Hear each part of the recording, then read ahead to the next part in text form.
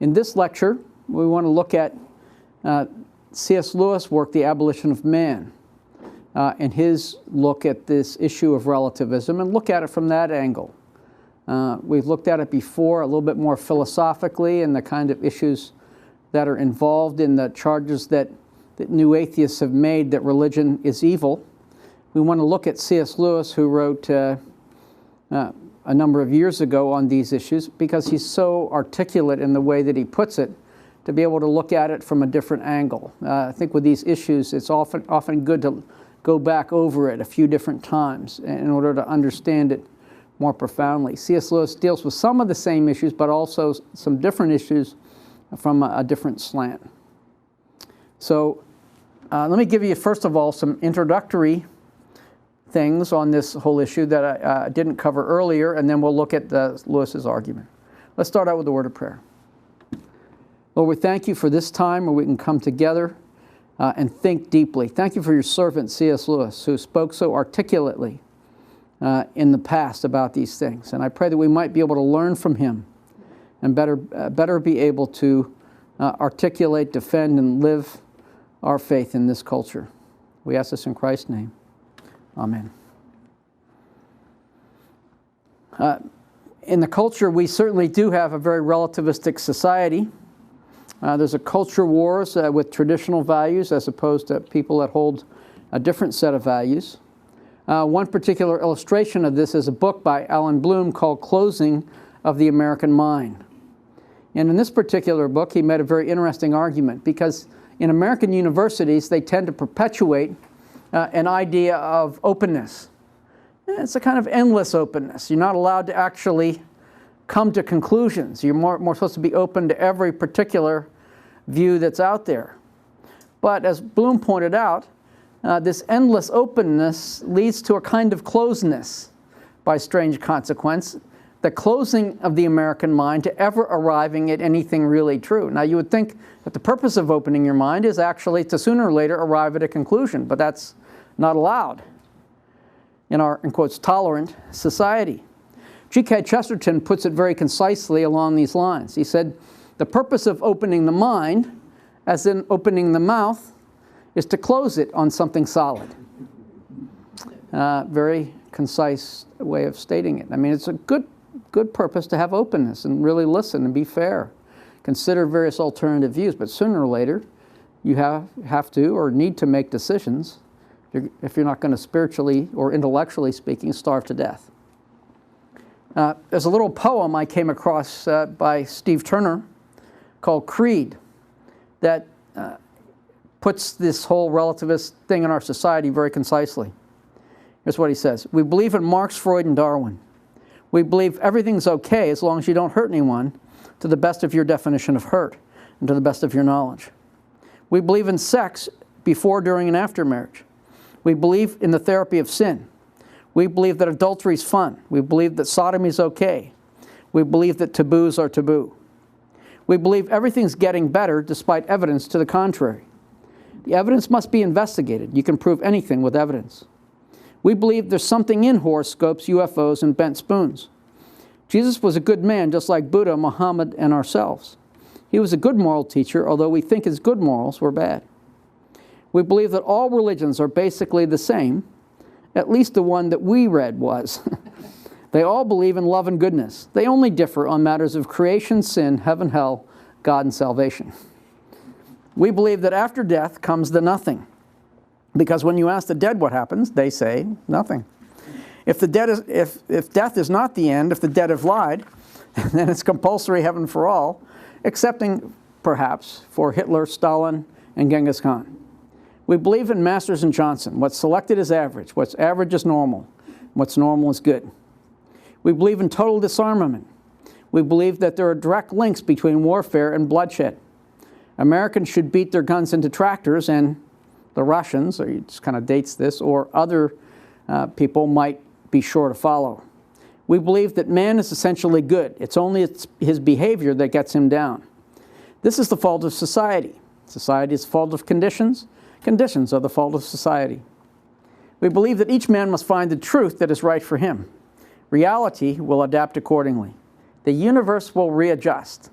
history will alter. We believe that there's no absolute truth, accepting the truth that there is no absolute truth. We believe in the rejection of creeds.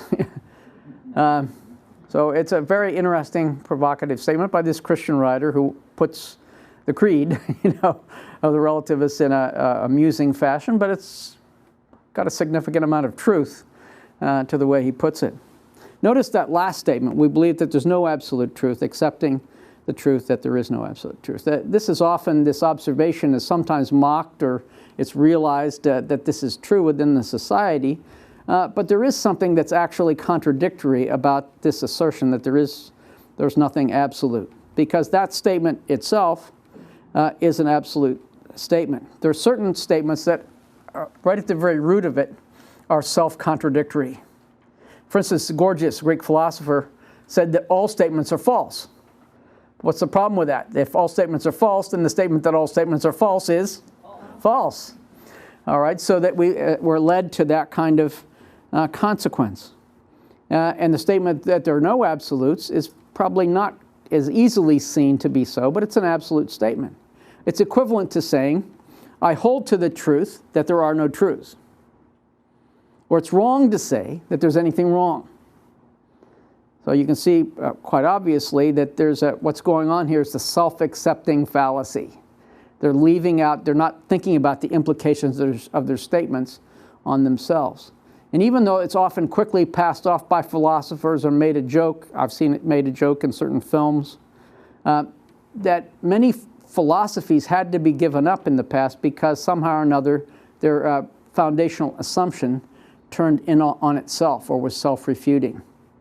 And I would suggest that even though you don't need to be obnoxious with it, it's sometimes good to press it just a little bit, gently and lovingly, but nevertheless get people to think about the contradictory nature of that statement, that there are no absolutes, and get them to think a little bit about it.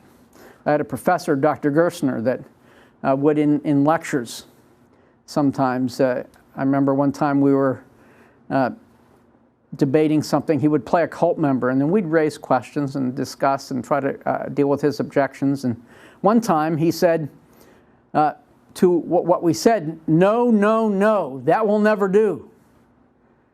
And so we left that objection and continued on. At the end of 3 hours, he said, well, what's the answer to your question?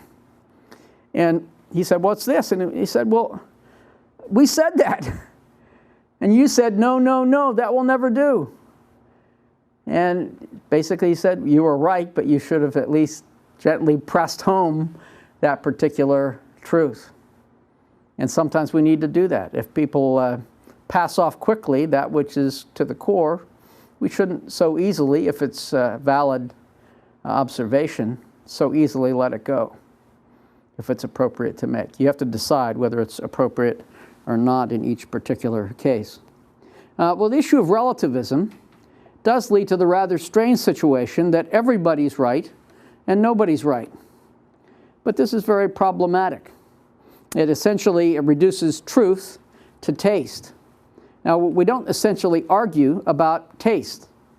Like you might be firmly convinced that chocolate ice cream is the best ice cream, and someone else might agree that pistachio ice cream is the best ice cream. But we don't have knockdown, drag-out arguments about what is best because we know that they're matters of taste. We don't regard matters of taste as matters of truth.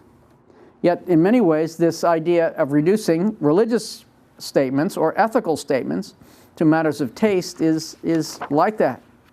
And certainly there are some cases where it cannot be matters of taste. Let me just give you one instance. If God exists, the God of the Bible really exists, then no amount of unbelief will make him cease existing. If God does not exist, then no amount of belief will make him exist. And we could take a number of other ideas, such as life after death, or that kind of thing, and make the same kind of observation. That even though there's an attempt to reduce issues of truth to issues of taste, certain states of affairs, like God's existence and many other things, must either be or not be. And your attitude towards it is of very little, if any, importance in settling whether it's true or not. In the end, I believe that there are only three options about the nature of reality. And I discussed this in a chapter in True Truth, if you wish to refer to it.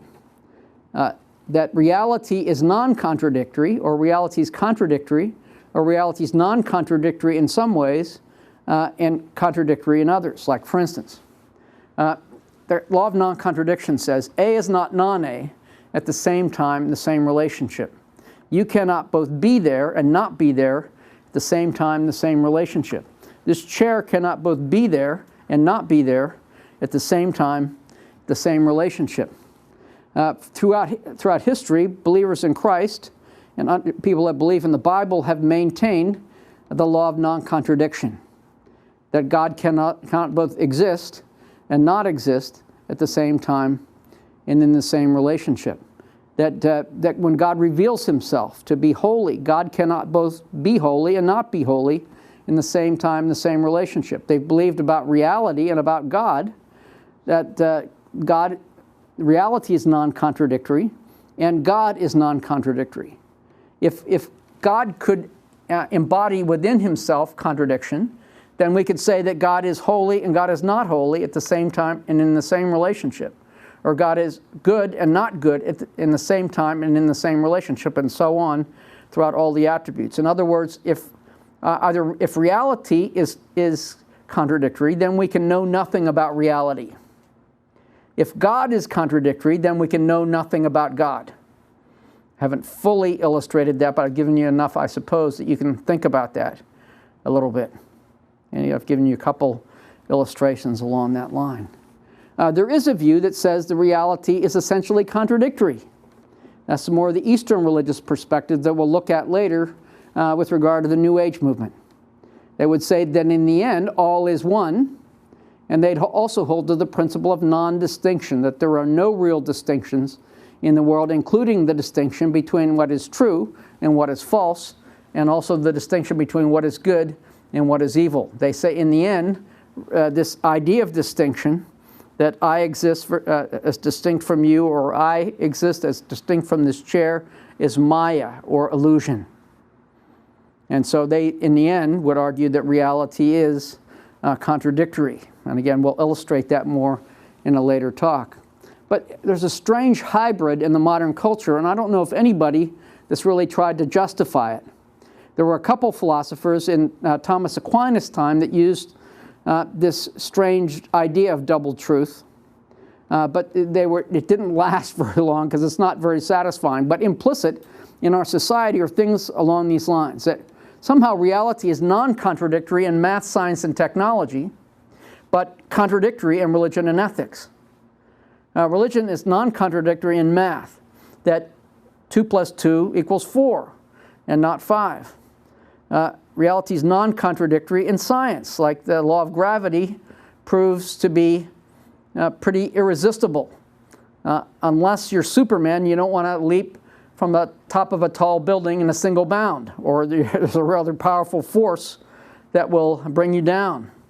So reality is very non-contradictory in science and technology. And in technology, you're not going to drive your car from here, Washington, D.C., to Pittsburgh unless you put some gas in the gas tank. That's the way technology works and various other aspects. We don't like a mechanic who tells us as they look at our car that I don't know the problem and there's no way to know it. There's no way to fix this car. We think that, if there's technology, there's a way to fix it. That technology is that way. So reality is non-contradictory in math, science, and technology, but somehow people in our society believe reality is contradictory somehow or another in religion and ethics, so that even despite the fact of contradictory religious beliefs that only differ on matters of creation, sin, heaven, hell, God, and salvation, as Turner says, and many other things that are exactly contradictory statements made about each one of those things, that somehow or another they can all be true or equal. And same thing with regard to ethics, that whatever's true for you is true for you, whatever's true for me is true for me. Somehow reality can be contradictory in the area of religion and ethics. That's a rather strange hybrid, and I think it deserves some kind of argument or justification for how this can be so. That's just a question that I raised, and you can go back to True Truth and see that developed a little bit further. C.S. Lewis has a powerful argument for the existence of truth and the problems with relativism, although he doesn't really use that term as he discusses things. And it really was rooted in his conversion. Basically, when he was a non-believer or an atheist, he used to use the argument from the existence of evil as a powerful argument he felt against God's existence. And it was the problem of evil might be stated this way: God is all powerful. He could eliminate evil. God is all good. He would eliminate evil. Evil is not eliminated. Therefore, there is no such God. And so he would argue along those lines with every Christian that he met and pass off any kind of objections or answers that they would give as kind of missing the obvious problem or the strength of his argument. We're going to address that argument later in this series.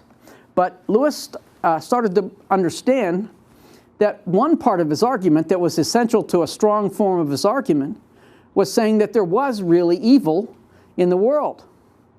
Now, he could have argued that evil was just his own private notion, but then the strong form of his argument would be out. But if there was real evil in the world, then he needed some kind of standard by which he could judge it to be evil.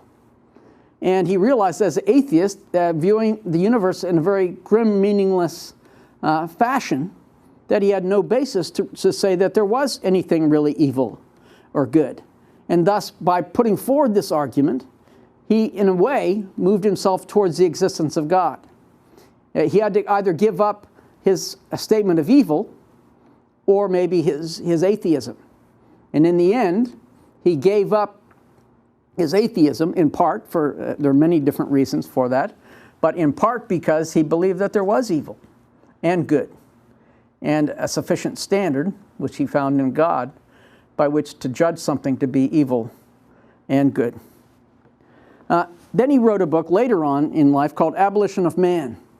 Now, it's not an easy book to read. I mean, people have done it as part of study groups, and I've read it a couple different times in the past, and it's a little bit dense, especially unless you sit down and figure out what's going on here. But it's very profound if you end up going through it. He gave this talk to a group of teachers there in England, and I wonder how they understood it, or how well received it was. I mean, it's a very profound book. In fact, Lewis said that Abolition of Man was his most important book. And that's a very interesting thing, because he felt that at the very root of being able to put forward the gospel is people understanding that there is sin in the world. But if they believe that sin or evil is just a matter of their own preference, they're not going to look for the cure for sin unless they believe that sin exists or evil exists. So that at the very root, a kind of backdrop for the gospel is understanding that there really are objective values that are present. In any case, in Abolition of Man, he sets it out according to 3 chapters. So first one is the men without chests, and we'll get to that image in a second. And the second one is the way, and the third is the abolition of man. In the first one, he kind of lays out the question and talks about the problem that he finds within the society. In the second chapter, on the way, he deals with the inconsistency of people that claim to give up a basis for ethical standards.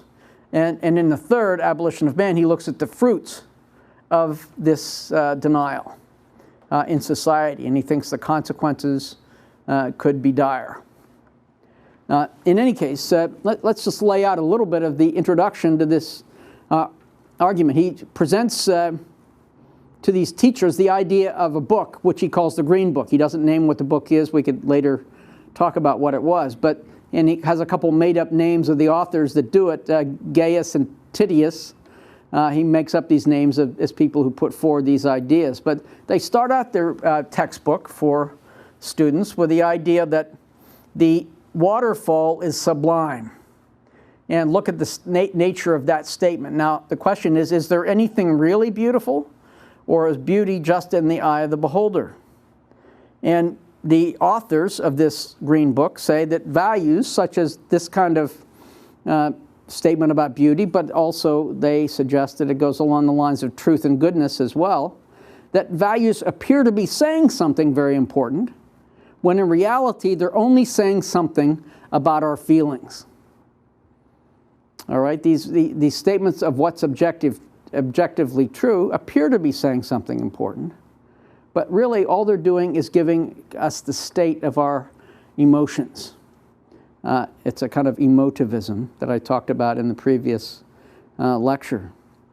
And this kind of statement, though, bears its fruit down the road. If you hear this over and over again in your textbooks and in your school studies, in public schools, in grade school, junior high, high school, college, this kind of suggestion being made, it can become rooted in you without even being argued into your thinking. Here's the way he puts it.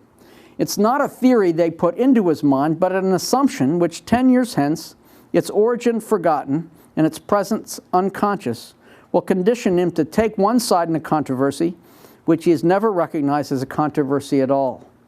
In other words, what he's picked up in this kind of statement, that it's only saying something about our feelings and that there's nothing really objectively the case about truth, goodness, or beauty, that it's implicit. G.K. Chesterton puts it in a slightly other way. He says, education is implication. You remember not necessarily what is explicitly said in your favorite lectures. You maybe can remember a few quotes, but you often remember what is implied in what is said. You could probably restate in other words what they were saying. You picked up the implications, the things they got most passionate about, the things that they cared about most. They have somehow or another impressed themselves upon you, have become part of your assumptions as a result of listening. And what Lewis is arguing is that education does that too. This assumption that there are no objective moral values, it's just a statement with regard to your feelings, becomes an assumption. Without even being argued. There may be no arguments given for relativism, but it becomes an assumption through which you view life. So when people raise the idea that there's something objectively true, you don't necessarily have an argument against it. You just have the assumption that somehow or another it's wrong. You've taken a side in the position without even really being argued into it. It's implicit. And that's what Lewis says is often the problem in the educational system. You pick up what is implied in what is said. It also causes the problem, another problem he has with this kind of statement, that it only says something about our feelings. In some ways, it trivializes emotions and desires. It's only about our feelings. And he feels that emotion is an important part of ethics. He would involve both the mind and the emotion, or the statement of the value, truth, as well as the feeling about it are important. In fact, he thinks that in the end, even upholding his position, that feeling is something to be nurtured. Emotion is something that's good. He said, for every one pupil who needs to be guarded from a weak excess of sensibility, there are 3 who need to be awakened from the slumber of cold vulgarity. The task of the modern educator is not to cut down jungles, but to irrigate deserts. A right defense against false sentiments is to inculcate just sentiments. So that, some people might have too much emotion, but too many people have too little feeling about the issues that are there. In fact, you don't want to discourage feeling. True education, classical education, he argues, is an education of loves and hates. Some objects merit approval or disapproval. True education is not only of the mind, but of the emotions. Aristotle, for instance, argues that the aim of education is to make the pupil like or dislike what they ought to like or dislike. Plato in the Republic says the student ought to be taught to hate the ugly and give praise to beauty. Plato and others say that the head, the mind, is to rule the belly, the feelings, through the chest. And that is the spirited element. Now, the chest might mean passion, certainly might mean also conscience, that there has to be something that through which the head can govern or rule over the emotions, and that's what he calls the chess. He calls it the spirited element. Perhaps the idea of conscience is present there. The problem that Lewis argues in the modern culture is that it produces men, and I suppose women too, without chess. In a sort of ghastly simplicity, we remove the organ and demand the function. We make men without chess and expect of them virtue and enterprise. We laugh at honor and are shocked to find traitors in our midst. We castrate and bid the geldings be fruitful. So we eliminate this ability to judge things, and then we are in despair about the kind of culture that we have, and maybe deplore the nature of character, the nature of what's going on within our society. But in many ways, it's because we've removed something very significant from people's understanding and really from their feelings as well. Second chapter is called The Way. And in that chapter, he makes the argument that these relativists, although he doesn't again use this term, these relativists appeal to absolutes.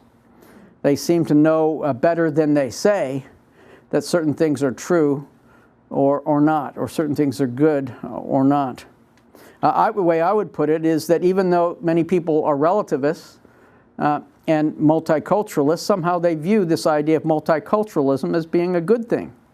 And I would as well, but at least wonder about on what basis would they say so. They would also argue, and I would agree with them, that racism is wrong. But on what basis, having given up the idea of objective standards of good or evil, on what basis can they say that racism is a bad thing? Or certain feminists argue that the oppression of women is bad. And I certainly would agree with them. But on what basis can these feminists say that that this oppression is bad or evil? Even Derrida, that says, as we saw in the previous lecture, that he wants to eliminate the idea of the transcendent signified, this kind of objective standard, this kind of infinite reference point, this kind of sense to the world that comes from outside the world. Even though he wants to eliminate such things, he argues that the whole purpose of his methodology of deconstruction, which is getting down under a text and judging it or addressing it in a critical fashion, the whole purpose of this process of deconstruction, that's a central drive of postmodernism, is justice. He says deconstruction is justice. But I would ask him, hasn't he just given up all ultimate basis or all ultimate standards for justice and giving up his transcendent signifier? So that there's a profound inconsistency right at the heart of his system. The reason for his probing text is to see whether there's racism or sexism or ethnocentrism in the text. But and I guess he assumes that these kinds of things would be bad, and it's in the interest of justice. But he's given up any standard by which we can judge anything to be just or unjust. In a similar way, Lewis argues that the writers of this Green Book, this book on education, he argues that they have values which are unacknowledged. For instance, they write books on education. They approve or disapprove of certain ways of doing things. They try to communicate that which is good for society. Here's the way Lewis puts it. Even though they may abstain from calling something good and instead use such predicates, they change the words a little bit to say that these things are necessary or progressive or efficient. That would be a subterfuge. They could be forced in debate to answer such questions as necessary for what? Or progressing towards what?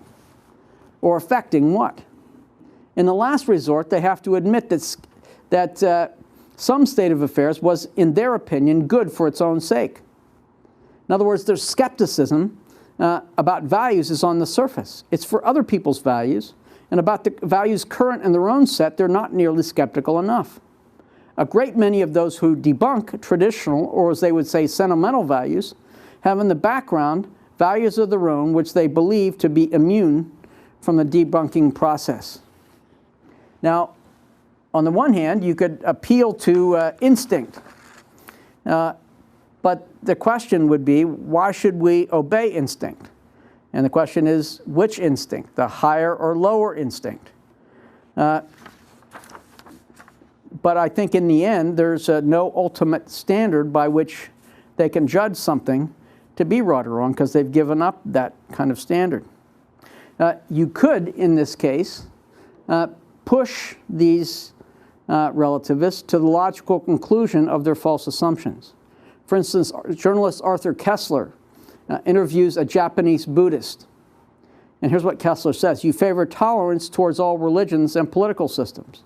What about Hitler's gas chambers?" Buddhist: "That was very silly of him." Just silly, Koestler says, not evil. Buddhist: "Evil is a Christian concept. Good and evil exist only on a relative scale."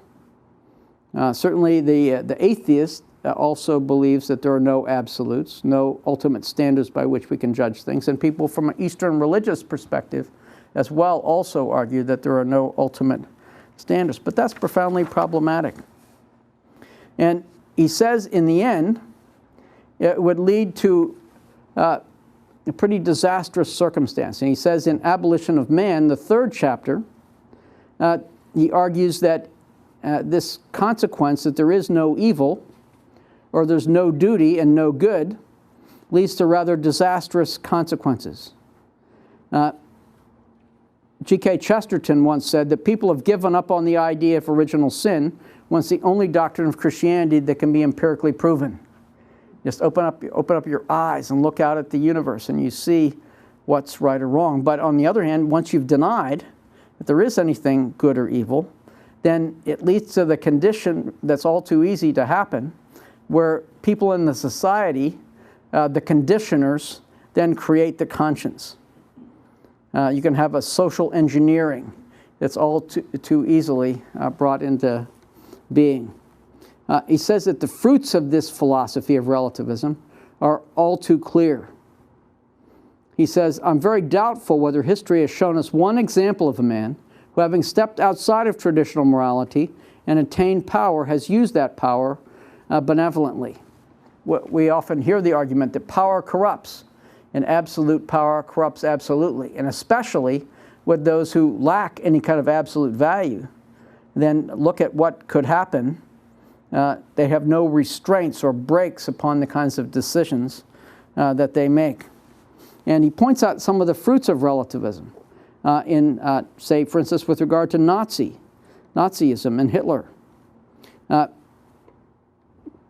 For instance, I came across this. Ravi Zacharias points out that at Buchenwald, one of the Nazi concentration camps, there was a sign that was written there that says, "I desire to create a generation devoid of conscience, imperious, relentless, and cruel." He drew his ideas from Friedrich Nietzsche, who had said that the place of the Superman is to create their own values, to sail their ships into uncharted seas, to really put forward their own will to power, ultimately. And that will to power could be exerted in whatever way they want. And essentially Hitler was following Nietzsche's ideas of the Superman, and that led him to the idea of the super race. Said that Hitler gave a set of Nietzsche's books to Mussolini as a gift. He kept a copy of Thus Sprach Zarathustra on his bedside table, very shaped by Nietzsche's ideas. And the Nazis killed some 60 million, or 6 million. Similar relativist perspective in Marxism, Stalin killed some 60 million. Pol Pot in Cambodia, some 3 million, although numbers vary a little bit in terms of the estimates. But nevertheless, look at the evils that have happened through these relativistic philosophies of Nietzsche's perspective and Nazism, and then the whole Marxist perspective that's very relativistic. There's a great book out there by Paul Johnson called Modern Times. And one theme that runs throughout the book is looking at various societies that are very relativistic in terms of their moral perspective, and looking at the consequences of what that's allowed to happen at various points in their history. And it's fascinating because he not only looks at the West, but he looks at Eastern societies, or really throughout the world, various societies that lack that kind of a strong ethical standard and what's happened as a result. So I really encourage that you read what he said there. I would suggest that, as Lewis argues, when it comes down to it, there are only two real choices: to either conform your desires to truth or conform truth to desire. In fact, the way he puts it, in slightly different words, is to conform your soul to reality or conform reality to the wishes of men.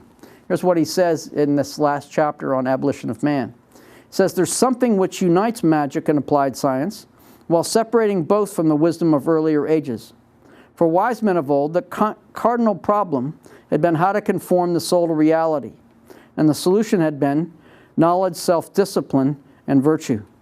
For magic and applied science alike, the problem is how to subdue reality to the wishes of men, and the solution is a technique." So you get one of those two choices. Either there is a reality out there, and the object of our lives is to conform our soul and our being to the nature of that reality, or the other alternative that many people in the society have taken, whether atheism, postmodernism, I would suggest, as we'll see later, Hinduism, Buddhism, neo-paganism. The ultimate idea is to subdue reality to our wishes, that there's no objective reality out there to which we have to conform. And so you can really conform the truth to our desires in the end. I think I illustrated that in an earlier lecture, so I'm not going to do it again here. Lewis suggests that the danger of seeing through things is that there's, in the end, nothing left to see. He says in Abolition of Man, "But you cannot go on explaining away forever. You'll find that you've explained explanation itself away. You cannot go through seeing through things forever. The whole point of seeing through something is to see something through it. It's good that the window should be transparent because the street or the garden beyond it is opaque. But how if you saw through the garden too? It's no use trying to see through first principles. If you see through everything, then everything is transparent. But a wholly transparent world is an invisible world. To see through all things is the same as not to see." Very vivid, I think, picture and illustration. Well, what do we do when we are faced with people who hold to these kinds of values that I've talked about earlier in terms of relativism and in terms of what Lewis has to say? Well, I would suggest that there are various things that you can do. First of all, you can use a personal analogy. You have to really listen to people and see what they really care about. For instance, Chuck Colson tells about a time when he was on television on one of the talk shows with a nationally known interviewer, and this person had kind of laughed or ridiculed when he mentioned the idea of absolutes. And afterwards, they went off into a back room and had a conversation where Chuck Colson used a number of the arguments similar to the ones that we used and more with this man, and he was finding he was getting nowhere. This person had a strange resistance, and afterwards Chuck said, well, it seemed like he felt that if he acknowledged what Chuck had to say, he'd become something of a fundamentalist in the worst possible picture of what that would mean. And so he found a personal analogy. He knew this man well enough to know that he liked to sail. And he said, used this illustration, he said, well, do you like to sail? He said, yes. Do you sail at night? Yes. Well, how can you sail at night? Well, you use the stars. He said, oh, I get what you're saying, that we need some kind of fixed points by which we can orient ourselves. Oh, that's a different matter from fitting into some box that we have. So perhaps this idea of having these fixed points that allow us to focus and that are not endlessly shifting, by which we can really orient ourselves in this crazy world. Perhaps that's a good thing to realize. And there are many cases where you need to find a personal illustration. You've got to listen long enough so you can find what that person cares about. Or if you have a friend, you might know what they really care about. And it would really matter if the thing that they cared about most were to be undermined if by their relativist perspective. For instance, some people care about the environment. And that's a good thing from a biblical perspective. But why would they get so passionate about either good environmental policies or bad or evil environmental policies if there's no such thing as good or evil? Now, why be so concerned about it? So that if the thing that they care about most would be undermined by their perspective, if it's just a matter of arbitrary personal preference as to whether I have a particular environmental policy or not, then who says that it matters? So if you take the roof off, so to speak, and find the area in that person's life that they most care about, they might care whether this standard is removed. They might not care about it generally speaking, but they would care about it in the thing that they hold in the most passionate way. I suggested earlier, too, that if someone's very open, can use a more direct form of argument, but if the person is closed, you could use a more indirect form of argument. And I'll just give you a couple illustrations of more indirect form of argument. Like, for instance, one of the indirect forms of argument that Jesus used with closed people is parables. And a parable is not just a nice story, at least in the way Jesus uses it. It can be used as a mirror to allow people to see themselves. Like in the Old Testament, you have the story of Nathan and David. Nathan knew David had committed murder and adultery.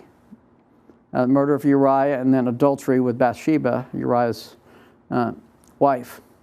And so Nathan went to David, and he didn't want to confront him directly, so he used a parable. He said there was a rich man and a poor man. The rich man had many sheep, poor man had one sheep. And when the rich man had a dinner party, he didn't kill one of his many sheep. He took the poor man's only sheep and killed it and had it for dinner.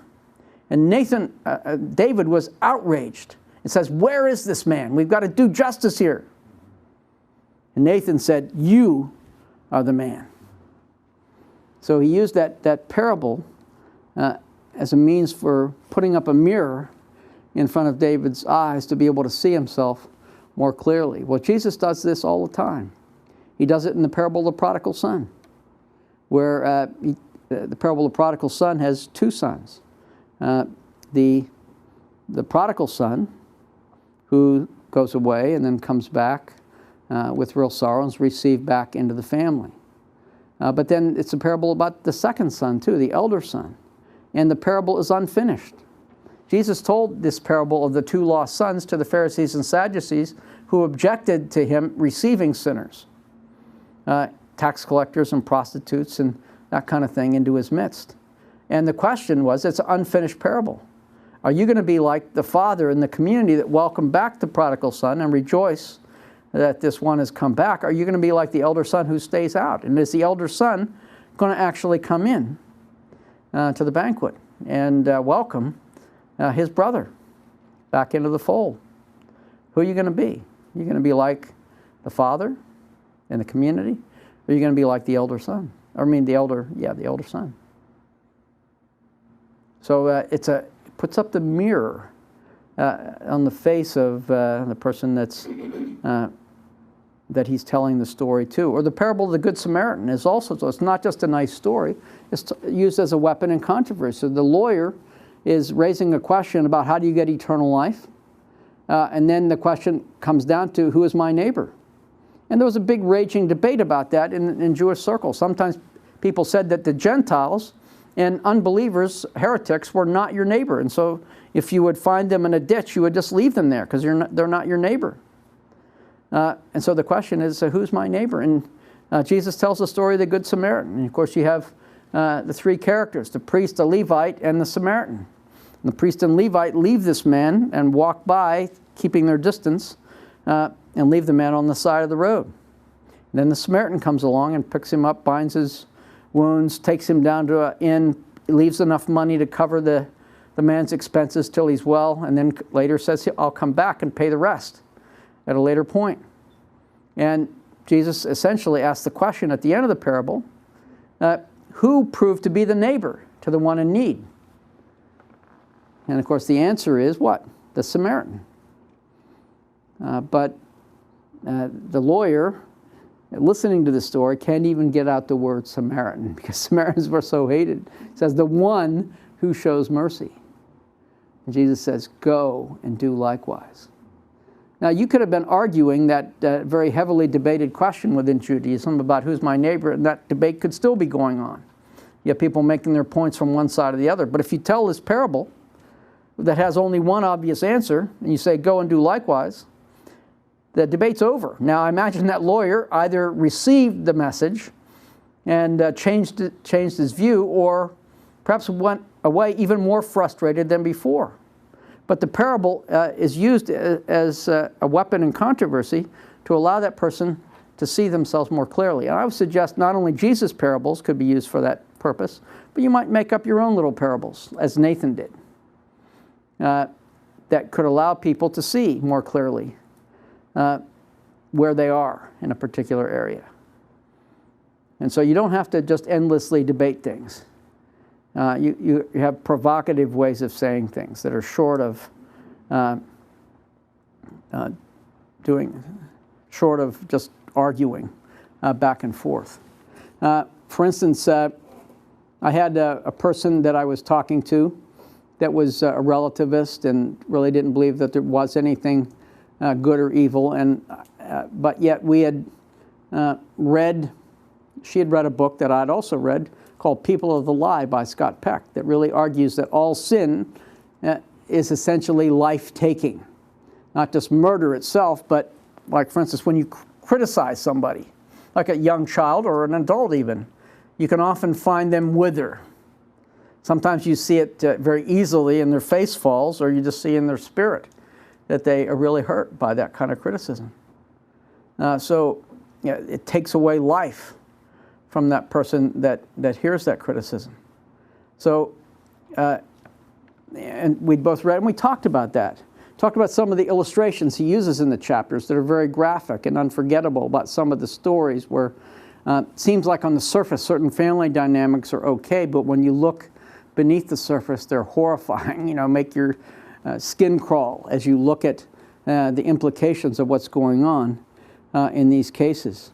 And so I not only looked at People of the Lie, but I mentioned the quote that I just used earlier. People have given up on the idea of original sin when it's the only doctrine of Christianity that can be empirically proven. And she laughed, and we kind of left it there with both that little quote and the analogy from People of the Lie. And 4 months later, she called me out of the blue and said, she wasn't one to beat around the bush or be involved in small talk. She said, I've been thinking about this whole idea of sin for 4 months. I can't get it out of my mind. Now, she hadn't been fully persuaded by it, but it was something that was getting under her skin.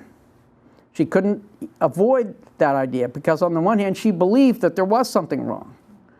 On the other hand, she realized that she had no basis to say so in her own system. I would suggest another way that you can approach it is by using irony.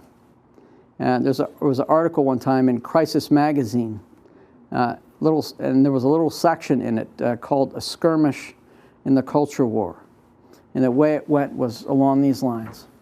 It said, at many private dinners these days, when the conversation sooner or later turns to abortion, overpopulation, contraception, gay rights, women priests, or any one of the many other sex and gender issues that inflame the passions of our time, the Catholics, and this is a Catholic magazine, but also Protestants could make the same kind of observation, Catholics present may sooner or later be turned upon. The friend reports that at such dinners, when he may be the only believer present, he adopts an ironic mode of response. It always works, he says, to bring to light a desperate longing among modern people to be told that their own current passions are mistaken and destructive. If my friend's dinner questioners accuse the church of backwardness, he agrees, even asserting that the church should begin to teach young children that there are no sexual sins, that everything is permitted, that their Christian duty is free experimentation into every nook and cranny of sexual possibility. All this he says very quietly, as if without irony and in a calm and ecumenical tone. However, when a devilish spirit arises in his breast, he sometimes adds quietly, Woody Allen understands natural law better than the Pope does. To use Woody Allen's quote, what the heart wants, the heart wants. When my friend finishes speaking, there is dead silence. It's not the route his dinner companions want the church to take. If it did, who would be left to hold the line, any line, for their children? My friend's conclusion is the following. What your fellow dinner guests actually want is for you to defend in public what they won't. They want the pleasant feeling of being more progressive than now, while having you defend what they do not dare to defend but absolutely count on. That's a pleasure you must never, ever allow them to indulge. It would take some guts and perhaps some style to be able to pull that off in a dinner party. I don't know that I've ever been in that situation where that's been an appropriate thing. But it is at least another one of these more indirect ways that you can approach things. So there are various forms such as questions and parables and the personal analogy and perhaps even irony. That can be a very effective way of, short of argument, bringing some of these kinds of issues home. Well, I think we'll stop at that point and we'll leave it open to questions.